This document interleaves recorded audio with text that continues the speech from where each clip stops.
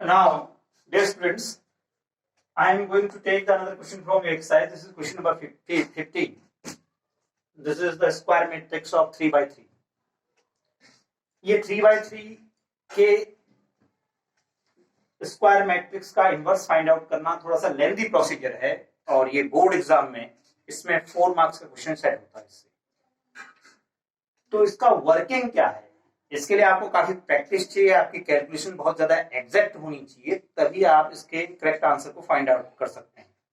Calculation और आपका consistent बहुत अच्छा होना चाहिए।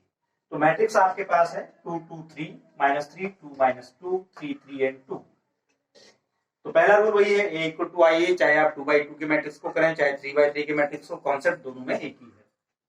a हमने ये रखा, i 1 0 0 0 1 0 0 0 1 एंड a। एक बहुत ही इंपॉर्टेंट आपको मैं यहाँ पर ट्रिक बताना चाहता हूं कि किस तरीके से हम इस मैट्रिक्स को आई के फॉर्म में लेके आए। तो है क्या इसका जो एक कॉन्सेप्ट है कि किस तरीके से हमारे वर्किंग होनी चाहिए। तो किसी भी रो में आप जीरो या किसी भी कॉलम में जीरो लेके आए एट अ टाइम। अगर मैंने यहां से किया तो मैं 2 की प्लेस पर 1 लाऊं, फिर यहां जीरो, फिर यहां जीरो। पहला काम मैं ये करूंगा कि पहले कॉलम को 1 0 0 लेकर के आऊं। ऐसा करने के लिए मैंने r1 goes to r1 minus r3 किया। r1 में से r3 को माइनस करेंगे, 2 - 3 -1 -3 + 2 -1 और 3 - 2 1। अब यहाँ -1 की जगह क्या चाहिए, मुझे +1 चाहिए। तो मैंने r1 गोज टू -r1 किया, यानी इस रो 1 को मल्टीप्लाई कर दिया माइनस से। और वही सेम टास्क यहाँ पर भी करना। देखिए r1 - r3 और r1 - r3 करेंगे तो यहाँ -1 आ जाएगा। बाकी r2 और r3 में कोई चेंज नहीं है। फिर रो 1 के साइन चेंज हुए लेफ्ट साइड, तो राइट साइड भी रो 1 के साइन चेंज हो गए। अगला टास्क क्या है, 2 की प्लेस पर मुझे जीरो लेकर के आना है, बाकी मैं कुछ नहीं सोचूंगा। देखिए मैंने आपको बताया इस कॉन्सेप्ट को अगर आप यूज करते हैं तो किसी भी इन्वर्टर मैट्रिक्स को फाइंड आउट करने के लिए आपको ज्यादा मेहनत नहीं करनी पड़ती है। आप एक सीक्वेंस से चलते चले जाते हैं तो इजीली आपका टास्क फाइंड आउट हो जाता है। तो 2 की प्लेस पर जीरो कब आएगा, जब मैं r2 goes to r2 - 2 r1 करूंगा। तो यानी रो 1 में कोई चेंज नहीं हो रहा है, यहाँ भी ऐसे लिख दिया आपने, r2 - 2 r1 जीरो आ गया। फिर सभी जगह ऐसे ही होगा, r2 - r1 यहाँ पर भी जीरो आ जाएगा। r2 - 2 r1 करेंगे तो r2 तो आपके पास 3 है ही है, और -2 r1 करेंगे तो प्लस हो जाएगा 5 हो जाएगा। वही टास्क यहाँ पर भी होना है। r2 goes to r2 - 2 r1 है, तो ये आपके पास +2 आ गया।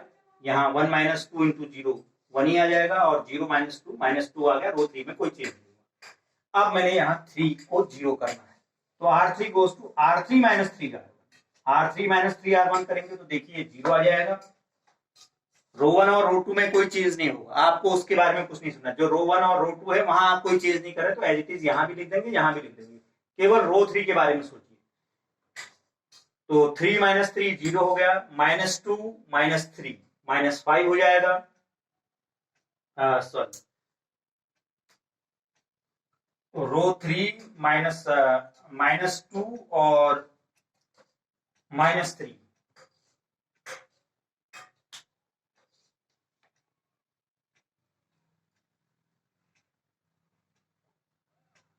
r3 - 3 r1। r3 की वैल्यू -2 है और -3 r1, तो ये -5 आ जाएगा। सॉरी, यहाँ पर ये -5 हो गया आपके पास, एंड 2 और माइनस माइनस प्लस, तो ये +5 हो जाएगा। कहाँ +5 ये आ जाएगा। और सेम टास्क आपका यहाँ पर भी हुआ लेफ्ट साइड। फिर यहाँ पर आपका 1 1 हमको चाहिए, यहाँ पर 1 चाहिए, तो r3 गोज टू r3/5 किया तो 0 1 1, और यहाँ 3/5 0/5 2/5। फिर देखिए अब आपको क्या करना है, या ये 2 जीरो लेकर के आने हैं। तो r1 goes to r1 + r3, r1 + r3 करेंगे तो ये दोनों जीरो हो जाएंगे। r1 + r3 r1 + r3 calculate करके आपकी ये फाइंड आउट हो जाएगी। फिर आपको यहाँ पर 1 चाहिए 5 की प्लेस पर, तो r2 गोज टू r2/5 किया आपने, 0 0 1, बाकी r1 और r3 में कोई चीज नहीं है। वैसे यहाँ पर भी आपका आ जाएगा, रो 2 को आपने 5 से डिवाइड कर दिया। फिर r2 गोज टू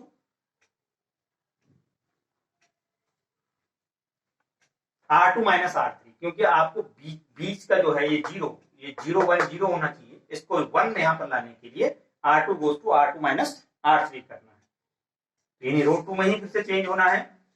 तो R2 प्लस माइनस R3 ये तो 0 ही हो जाएगा, 0 माइनस माइनस प्लस हो जाएगा, 1 माइनस 1 0। वही टास्क यहाँ पर भी हुआ, R2 माइनस R3 किया आपने, R2 minus R3, R2 minus R3 ये आ गया आपके पास।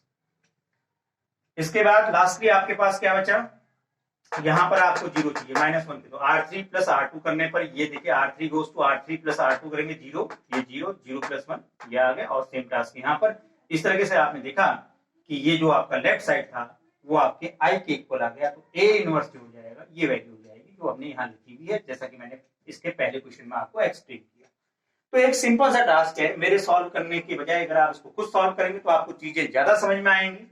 यानी क्लियर सा कॉन्सेप्ट है कि जो भी मैट्रिक्स आपने दिया है, मैंने इसको स्टेप वाइज किया। देखिए पहले मैं -1, पहले इसको 1 लाने की कोशिश की, पहले स्टेप में मेरा -1 आया, फिर मैं इसको +1 लेकर आया, फिर 2 को 0 किया, फिर यहाँ पर 3 को मैंने 0 किया, 1 0 0 आ गया, फिर सीधी सी बात है इसके बाद का टास्क आपका कुछ भी हो सकता है। फिर मैंने क्या किया, यहाँ जो ये 1 और -1 है इनको 0 0 किया, फिर मैंने क्या सोचा कि भाई अब इसके बाद हमको यहाँ पर 1 लाना है और यहाँ पर 0 लेकर के आना है, उसके अकॉर्डिंग जब आप इतना सॉल्व कर लेंगे 1 0 0 0 0 तक आप पहुंच जाएंगे, तो इसके बाद आप कोई भी एलिमेंट्री ऑपरेशन यूज कर सकते हैं। जरूरी नहीं कि जो स्टेप में कर रहा हूं वही करें, लेकिन स्टार्टिंग आप इसी तरह से करें कि पहले कॉलम में आपको 1 0 0 लेकर के आना है, और उसके बाद रो 1 में या तो इन दोनों को 0 कर दीजिए, या फिर यहाँ पर आप इसको 0 करके यहाँ 1 ले आइए, दोनों तरीके से हो सकता है। मतलब जब आप इस स्टेप तक 1 0 0 तक पहुंच जाएंगे तो काफी हद तक आपका जो मैट्रिक्स का जो इसमें जो कॉम्प्लेक्स है वो काफी हद तक सॉल्व हो जाता है,